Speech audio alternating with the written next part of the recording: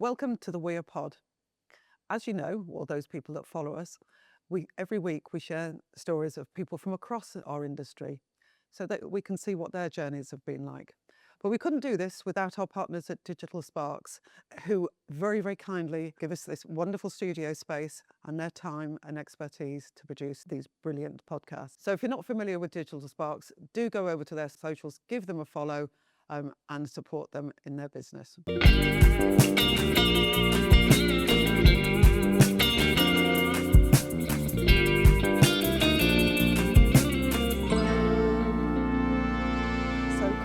Welcome to the pod. Thank you so much for joining us today. Thank you for having me. Now, Carla, you are known in the sector as a larger-than-life character. Okay. But I bet a lot of people don't know your story, your background, and how you arrived at where you are today. Maybe not. So take me back to, you left school and you went on to secretarial college. I went to college. I just went to the local college. I didn't really know what to do with myself, to be honest. Did you get any guidance when No, God, no. No, none at all. And I'd kind of coasted through secondary school. I did all right. Yeah. And it wasn't a particularly good secondary school, if I'm honest. So I didn't really know what to do with myself. Went to college and ended up in my second year. So I started out with like a basic secretarial course and then decided to stay for a second year where you go up a level into legal secretarial. Right. And which is a good career. Yeah, definitely. And I learned shorthand, which I can still do. You know, very few people can do shorthand because journalists always used to be able to do shorthand. In my mind, I had this kind of idea that, maybe that could be something I pivot into because I know shorthand. Yeah. Not having a clue how anything works more in the world. Like, as if that was, realistic. But yeah, learn shorthand, can still do it, like showing that off occasionally. Yeah, well, after this you can show me.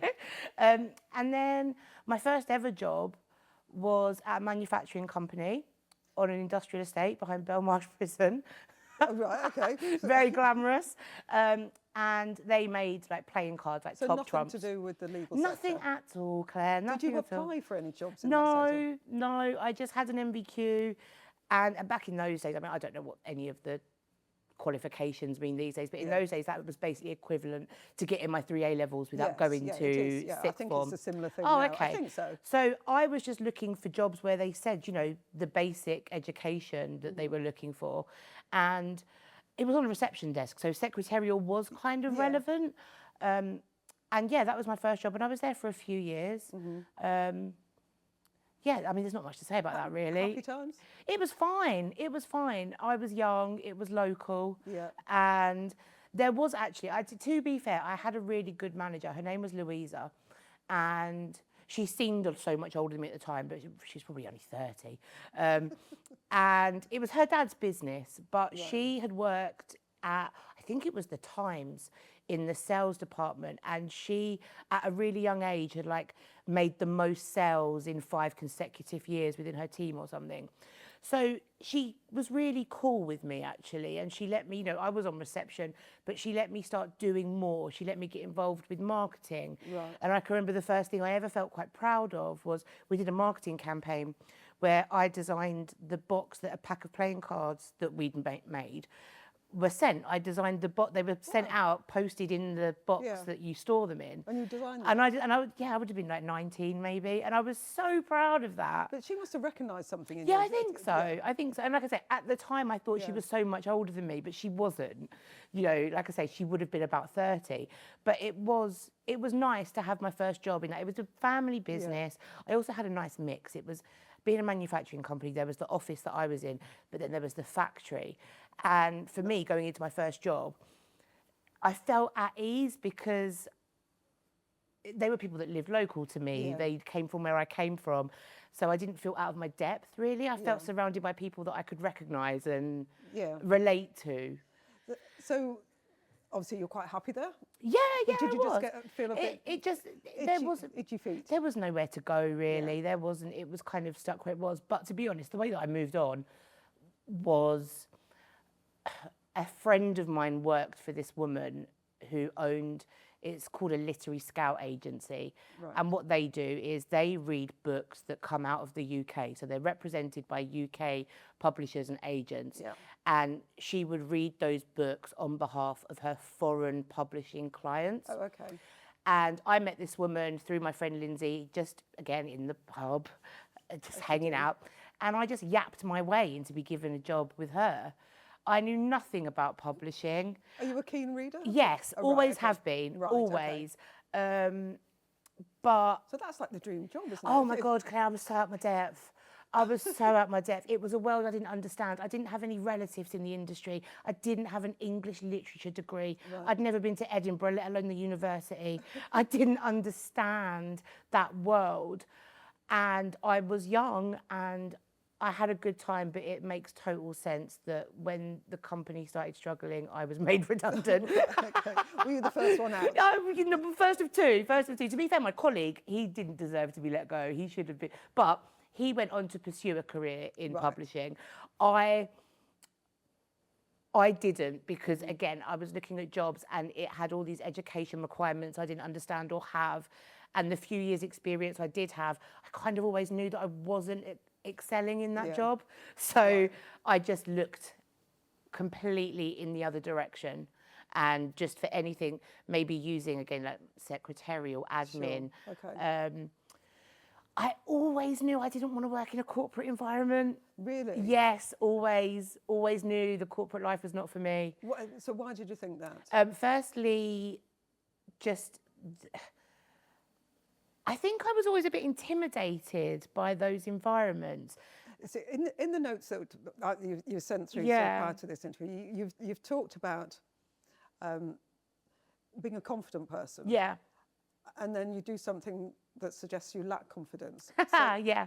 So you're saying, well, I was out of my depth. I couldn't do this. I couldn't do that. And I couldn't apply for this. And and so there's a contradiction there. 100%. I think I've always had a strong sense of self. Yeah.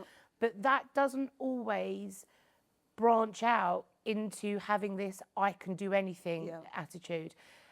In fact, it almost makes you, not hold you back, but I guess I always thought I was being realistic. Yeah. I don't know that world. I don't understand that world. It doesn't look like it's for me. Just the way that I would have to dress every day is definitely not for me. So your perceptions of the corporate world would be dressing in a certain way. Yeah.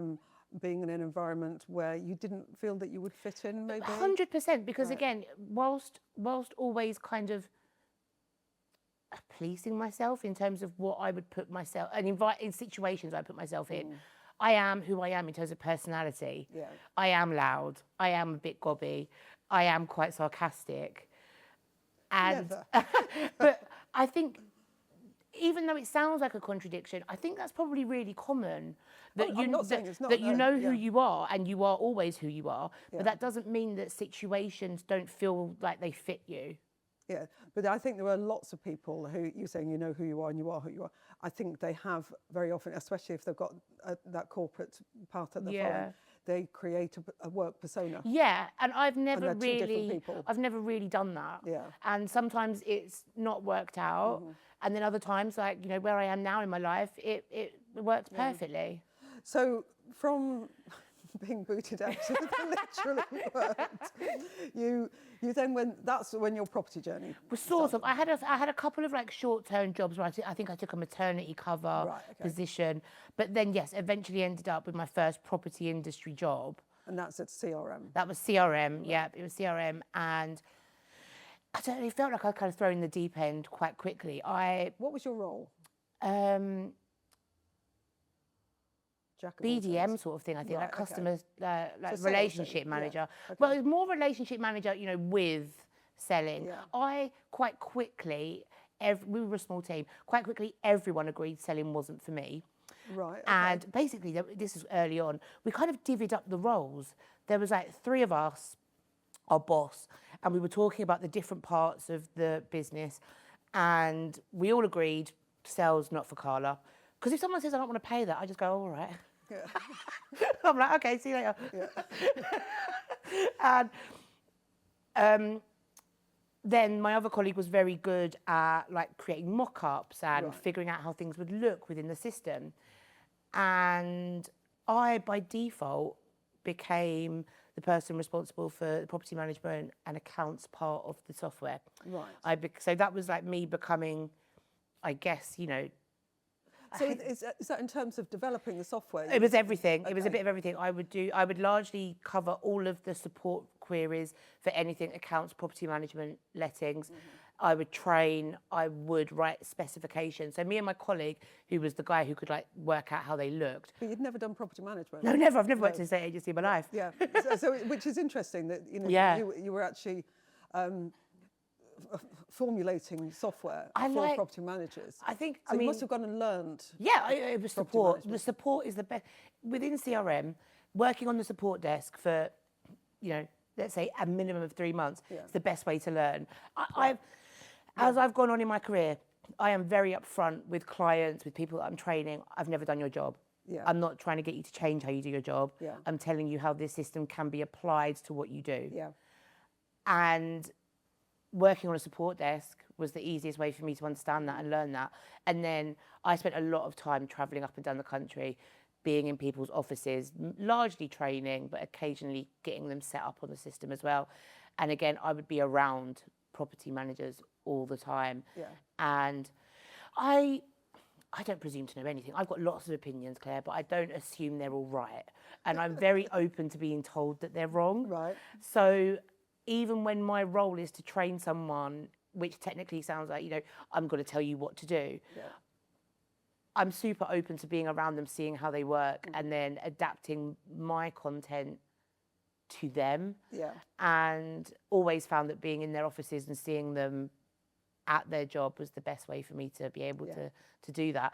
And yeah, after years of that, I became very comfortable. I still wouldn't use the word expert, but I became very comfortable in saying I can adapt systems to property managers, lettings departments. Whatever the software is, but yes, Yeah, and whatever the this software has is, to be I a understand CRM. your Yeah. process. I understand every single one of you does things slightly differently. Yeah. You might centralise, you might have it split out across branches, you might have one member of staff per part of the process. Yeah. Yeah. People do it. Or differently, you don't might they? have a portfolio manager who looks after 160 and they do everything. I get all of that, Yeah. but I'm not coming in here to tell you how to change doing that. I now understand how to train you to use a system. I don't think your clients would tolerate. Well, I think maybe that's why they like me. I don't presume. Again, I'm happy to be told I'm wrong. I'm happy to be told, no, Carla, that's not going to work. So you were with that company for quite some time. Yeah, I was. Yeah. Happy time? I enjoyed the small team that I was in, but it was I found it very stressful. I never felt sure of myself, sure of my security. Why do you think that was? Everything changed all the time. We would be summoned on a weekend or a bank holiday and told, this is the new plan. Was there any consultation? No. Was it a small team? It's a very small team. And then we would go away from there and, you know, you'd find the enthusiasm, because you've been through this 7 times before. You'd find the enthusiasm, you'd be like, right, okay, this is the new plan. Yeah. And then I would be asked, pick holes, Carla, find problems, because I'm good at that. And not from a just creating issues perspective. If we're talking about a piece of software, you can't just go, oh, and then it does this. Okay, what do you click to make it do that? What knock-on effect does that have on a process 3 steps earlier? Where does that information land? How does that display? When you open this PDF, is it going to be on there? So I was always asked, with any changes, pick holes. And this could be with a focus change, with a new direction change, or with a system change. And then I'd constantly be told why I was wrong with that. I'd be asked for it, Okay. and then be told why I was wrong for it. And it means that with the constant change, the constant being asked for something and then being told, no, not like that though, Right. I was in just a constant state of unease. That's not a happy place to be. No, I was probably quite vile. You know, I'd probably go home to my partner and I'd be in a shit mood, and I'd probably just be like, I'd be shitty to him. Yeah. Someone would say, well, if you're not happy, why don't you leave? And then I'd be I like, was just about to no, but I was about to ask it, because obviously being the kind of forthright character that you are, I'm surprised you didn't tell them where to stick their I job. would never do that. I would never do that in a professional environment then, because But you stayed there for quite a long time.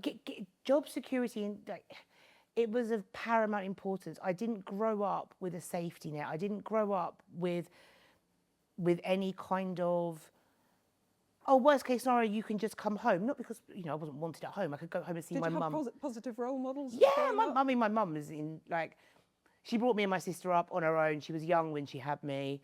She worked so hard, but there was never enough. She went without basically everything so that me and Jade had everything. Right. And that is an insane role model to have, because you know, nothing's that bad for me. Nothing's that bad. She worked so hard so that I had more choices. It took me a long time to recognise that I had choices, Right, because okay. I was still used to rent is paramount, getting paid is key. Yeah.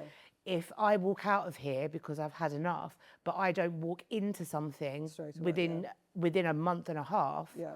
I'm fucked. Yeah. And yes, I can go to my mum's house and she will emotionally and mentally support me, but I can't add to her plate. Yeah.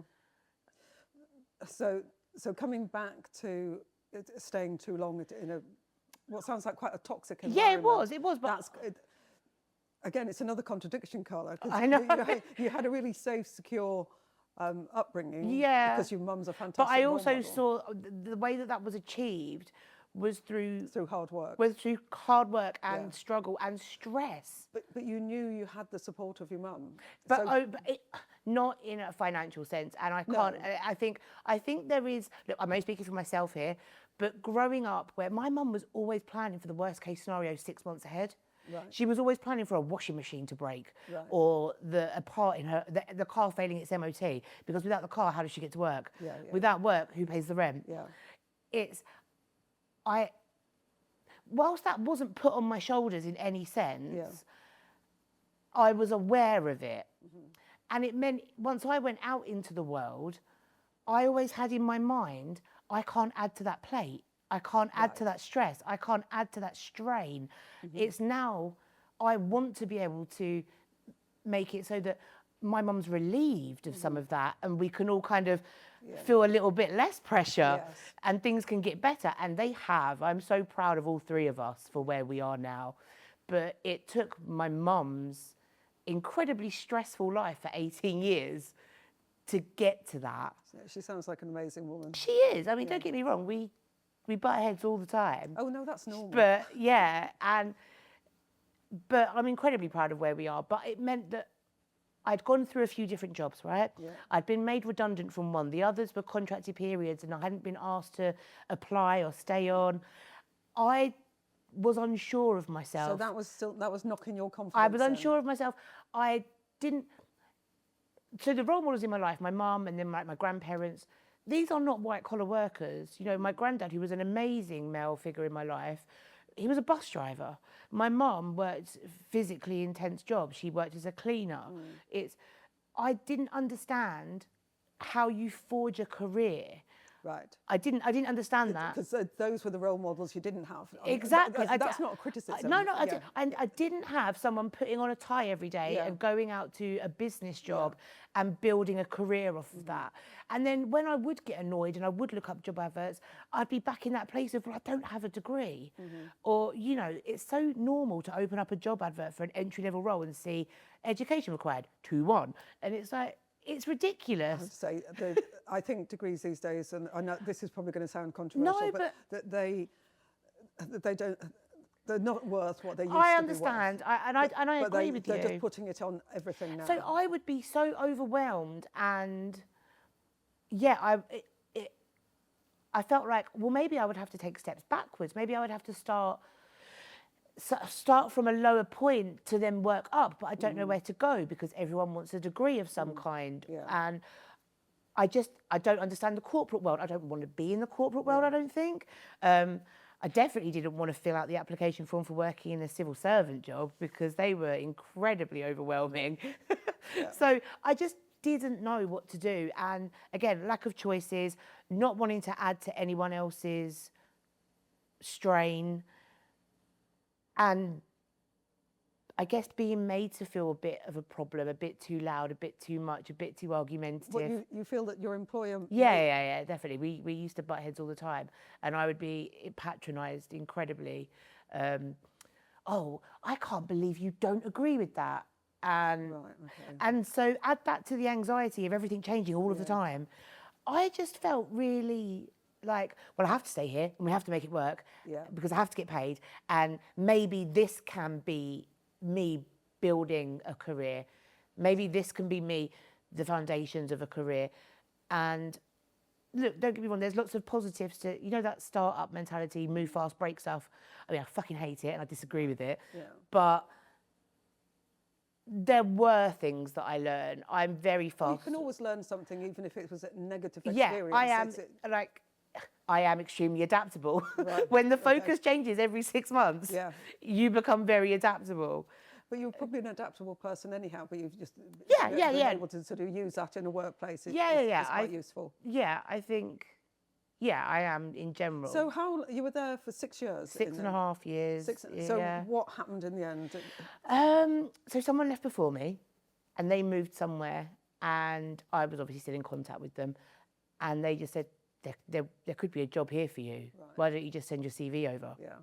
So I did, and it turns out there was. Right. I didn't even really interview for it. I kind of had a drink with the guy. And then I started there, and it was another CRM, but it was completely different. There's a board of directors. There's an office where all of the team go in every day. Right. There's team meetings with updates. I can even remember one of the directors having a conversation with me. I think it must have been after my probation period or when it was coming to an end, and they were saying, like, we're really happy, are you happy? And the conversation came up about what I had been looking for, why I had joined that company, because it wasn't the same director who had hired me. Right. And I said, I'm looking for stability, I'm looking for, you know, something that's reliable, dependable, but looking to grow. And he was like, I hope you are finding that here, you know. And then he went on to explain to me why that company was a stable choice and why it was a dependable job that I could build on. And I'd never had that before. So there was a structure there there was a structure there that you could understand and you could see a path. Yep. And it wasn't corporate, but it was definitely the most, it was the closest to corporate I'd ever been, but it wasn't. And I just felt really safe there. And what was the role there? Similar one to the Similar. Well, I started off again doing like CRM, but then they moved me into marketing, probably again because they realised I can't sell. It's a common theme.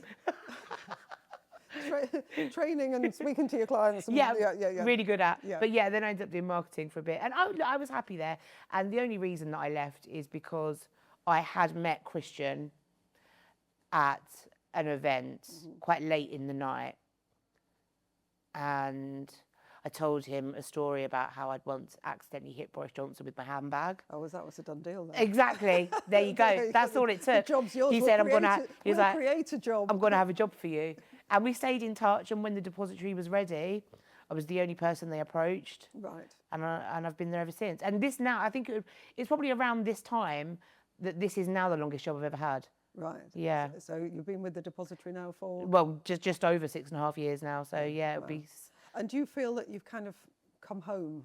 I just get to show up every day as myself. Yeah. And look, I can't imagine you being anything else. I really can't. But it's fine. And I get on with Anne and Christian so well. I mean, it's me and Christian who sit downstairs opposite each other. Right. Anne's kind of upstairs at the back. Anne's dealing with bass a lot of the time. So day to day, it's kind of Christian and I. We don't really disagree when it comes to decisions that get made. Do you debate things? You mustn't debate things. Yeah, kind of, but like reach a conclusion. We kind of do, but it doesn't happen often that we disagree on things. So to be so aligned, it's weird. It's strange. Well, but it's unusual. I'm not. It's not. Well, it's a very positive thing. Yeah, it's so positive. It makes things easy. And look, when we have disagreed, it's not been like an issue. We both give each other space to have opinions. Does Anne come in then? And Yeah, Anne comes So- in so and it tells sorts us to you both out. shut the fuck up and you're being too loud. No, she doesn't. No, I mean, yeah, Anne comes down, and Anne's always a very rational presence, right? Yeah. Anne will sit there and she will listen to everything and then give her opinion, which tends to be a very balanced. Yes, I can. But again, imagine this is rare. You know, this is Christian and I tend to be. I mean, look, he's the driving force, right? Yeah. He's the driving force, and I am a bit more of. I guess as soon as there's an idea, it goes back to that first job in CRM. Saying find the problem finder sounds so negative, but as soon as there's an idea or a new thing, my mind instantly starts running through all the other things we have to factor in. But I mean, that's a good thing to have somebody who's doing that, because Yeah. if somebody comes up with an idea and you don't think about the knock-on effects, Yeah, that can be hugely detrimental. Exactly. Especially to software. Yeah, It could 100%. be, catastrophic. Exactly. So that's what I'm instantly doing. And that's why I think it works so well. Yeah. Not because he's not a detail person, he absolutely is. But we work so well because he can list off these pivots or new ideas or new suggestions. And then I can sit there and be like, cool, okay, here's all the other things we have to factor in. And obviously, you're much happier at work now. Yeah, than you definitely. It's a were. lovely environment. So, have you got a nice work-life balance now? Oh my God, without the stress. I don't struggle with work-life balance, Claire. I really don't. I do my job very well for the hours that I'm in work. Yeah.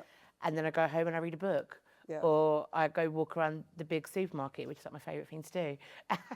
Sorry. I love a big supermarket. Really? Oh God, yeah. Why? The big Sainsbury's at Chingford. No. Dream. No. Dream. So that's how I calm down. So I know you don't have children. I don't have children. You That was see. very much a firm choice I made a long time Yeah, ago. and I think if you had children and you had to do that sort of weekly shop with the Probably. children, and whatever you bring home is never the right thing. I can remember my mum absolutely hated doing the big shop. So when did the online shopping? I don't know. I don't care for any of that. I want to go. I want to touch things. So it's a bit like me. When I go on holiday, I like going to a foreign supermarket. Yeah. I like that. Yeah, I but get the that. big Sainsbury's at I love a Chingford, forest no, supermarket it's as well. Way too big. That's I love it. Sainsbury's anyhow. But yeah, I don't struggle with work-life balance because I'm not stressed about my job. Yeah. I know. I am pretty old school for someone who works in tech. The first thing I do every day is write my to-do list. Right. Okay. I well, check the day before. I like writing a to-do list. Anything that didn't get crossed off the day before goes at the top of today's to-do list. Ooh. And then I answer my emails. Anything that's a quick yes or no, deal with. Yeah. Anything that's going to take me longer than 5 minutes, flag, they go on the list. Everything goes on the list. Yeah. And then I don't have to visually prioritize it. I can kind of just look at it and know. Yeah. And then that's my Bible for the day. That's what I live and breathe by. Yeah. I don't leave until everything I know has to be handled that day is crossed out on that list. And you go into the office most days? Yeah, I do. I prefer it. I used to be a work from home person, but I used to have a better setup. I used to have, like multi-screens. And then my partner started working from home full time and COVID was hell on earth. It was like, I'm so happy. A lot of I am relationships broke so down. happy for those couples that love being around each other all of the time and can coexist and they think each other's the best thing ever 100% of the time. I don't know that reality. Yeah. When he's on phone calls for work and I'm on phone calls for work, I just want to kick him out. It's awful. He's so loud and it doesn't matter how far we separate ourselves, I'm still too aware of him. Yes, yeah.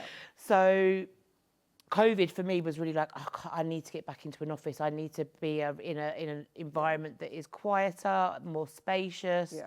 I've got a perfect setup rather than a rickety setup. And I can work from home as and when I need to, or, if I've got a doctor's appointment or whatever, it's fine. But I prefer being in an office environment. I prefer being able to have quick conversations with Christian and wrap things up in a couple of minutes. Yeah, rather than having to sort And of look, arrange a meeting. I or a am call. not someone who thinks everyone should be back in the office. Working from home works really well for my partner. He's got severe ADHD and working from home is so much better for him mentally. Yeah. He gets to have a really good structure. And I've seen the difference in him having that. But with both of us working from home, I disrupt his structure. He disrupts my phone calls. Yeah. It's just not going to work. Not gonna work. Carry on going into the office. Exactly. Now, you've always been a great supporter of Weir, as have Yeah. Christian and Anne, right Yeah. from the outset. And you know, we couldn't ask for more. But what does it mean to? What does the movement mean to you? And where do you think we can go with it? And what are our challenges? I don't know about challenges. I think I just love the whole concept of it. I love that group, people can go in there and ask anything they want, be that related to something they, you know, the Renters' Rights Act, people ask about that, or they're changing a piece of software. Yeah. Or I love that there's that easy resource. But then every so often you'll get the bigger stuff come up. And I love how women kind of flock in support. It's good, isn't it? I love it. Yeah. I love it. Yeah. And whilst I've never really used it, I know it's there. It's there. It's a I safety know net, it's isn't it? there, and that feels good. Yeah. I think the event is my favourite of the year. I really do, because the content it's not focused on trying to make me hit higher targets. It's not focused on me trying to be more efficient in some way or earn more money through this new track. Yeah. It's about me opening up my perspective and point of view. And that's what I like to get out of Weir. It's that listening to each other and improving our ability to understand people. And that's why, you know, people say, well, why are men being interviewed on the pod? Why are men invited to the event? Yeah. Because we've got to do it together. Yeah, I get that. And look, I definitely had opinions. But like, it's not that I don't think we have to do it together. I do think that it should always remain led by, and it is. Yes. It is. But I do feel very strongly that it should always remain led by, and that decisions should be originating from the women in the group. And I guess in terms of like moving forward and what I would like to see, I'm not taking myself out the game. I'm 40 years old now. The industry in 20. That's very young. Yeah, I know. And I'm not being disparaging, but the industry in 20 years, is that much of my business? I will still be working, but I would like to see younger women encouraged to get involved. And I don't just mean by attending events. I would like to see employers, mentors, podcasts encouraging younger women to be involved. Yeah. Put them on a platform, put them on a subcommittee, get them involved, because the 20 years time directly affects them. Yeah. It will affect me in some way, but it directly affects them. So the people in managerial positions or in senior management positions if in there 20 years' time, they're in their early 20s now. Yeah. Or they may even just be at university and Exactly. just starting out. I would love to hear their perspectives, their opinions, their challenges. Because also a lot of things we just take for granted. And it's not because we don't want things to change, it's because I think maybe there are certain things we just don't notice. Oh, 100%. Yes. Yeah. And, you know, ignorance isn't always an insult. It's just you don't know what you don't know. Yeah. And also there are things that maybe you're just conditioned to not notice anymore. Yeah. If you just, if it's the way that it's always been, you just think, well, that's the way it is. Exactly. And so, and from a younger person's perspective, they look at me and I'm just a dinosaur, aren't I? No, of course not. But you definitely not. But we can all work together. But I would like to see younger women in earlier positions. If they've clearly got a taste for the industry, they're clearly looking to build a career, and they have an interest in creating a bit of a personal brand, encourage that. Use that. They're a resource for all of us as well. Of course they are. And I would definitely like to see a bit more of that. I'd like to see a bit of a opening up of the age ranges on all of the industry media. I mean, we would like to see more younger people come to the events as well. But you need employers to bring them, don't you? And it's tricky. Need to back them, and often those employers don't see, because of not being themselves, 100%. they don't see the value they're going to get. I 100% understand that, and I do agree. And I don't know how you change that, because it's a cost, right? It's the employer's like, oh, well, I'll go, and my lettings director will come. Yeah.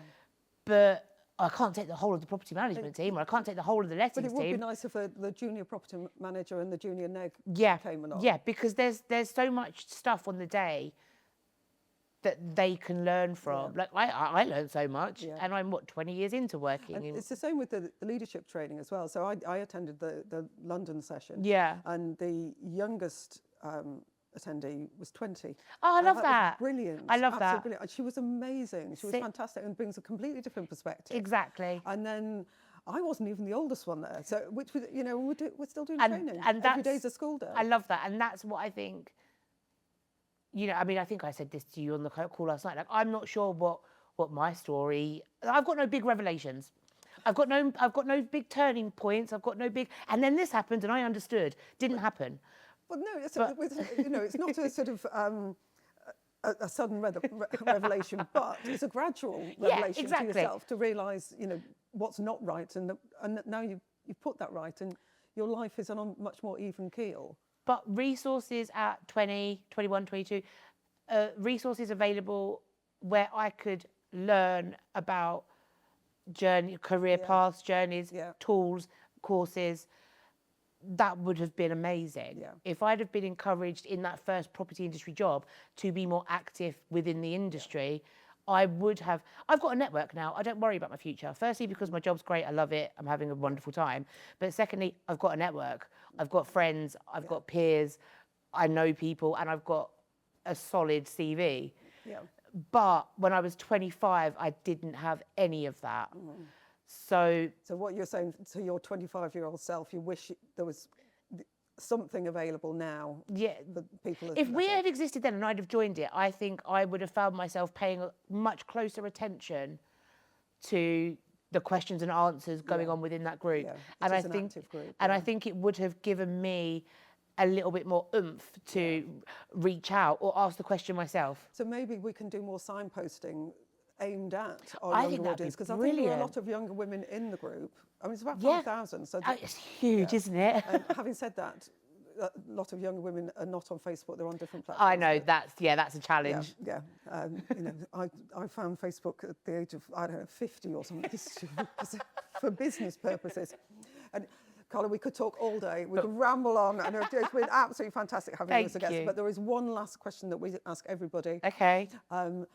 We invite you to nominate somebody to sit in the hot seat there. So who is your nominee? My nominee is Holly St George Mackenzie from Hemmingfords. Right, Because, I don't know Holly. Well, she can chat. Right. She can chat. She's worked in property management for a long time. She's very well experienced. She understands the industry. She's been a rugby player. She's on a football team. And I think she's great. Right. Holly is duly nominated. Yes. Thank you for being a fantastic Thank guest. you, Claire.